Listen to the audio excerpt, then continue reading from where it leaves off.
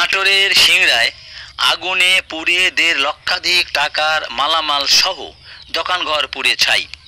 সিংড়া রামানন্দ খাজুরা ইউনিয়নে বসন্তপুর গ্রামের শ্রী অনিল চন্দ্র প্রামাণিকের দোকান ঘরে কে বা কারা গত 9 জুলাই বুধবার আগুন ধরিয়ে দেয়।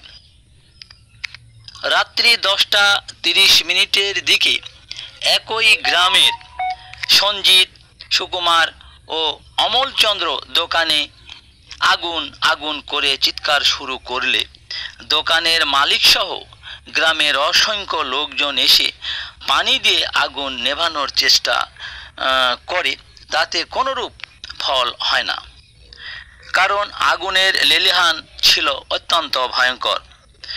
তৎক্ষণাৎ সিংড়া চৌগ্রাম ফায়ার সার্ভিসে মোবাইল করা হলে ফায়ার সার্ভিসের কর্মীরা দ্রুত ঘটনাস্থলে এসে আগুন নিয়ন্ত্রণে আনলেও তাতে কোনো লাভ হয়নি, কারণ বিভিন্ন ধরনের মালামাল আগেই পুড়ে ছাই হয়ে গেছে।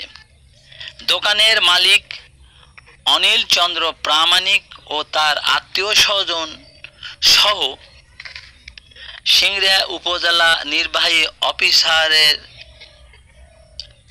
অফিসে গত 10 জুলাই বৃহস্পতিবার এ ঘটনা জানালে তৎক্ষণাৎ ইউনো সার, ঢেউটিন, শুকনো খাবার ও কিছু নগদ অর্থ ঘরের মালিক শ্রী অনিল চন্দ্র প্রামাণিকের হাতে তুলে দেন।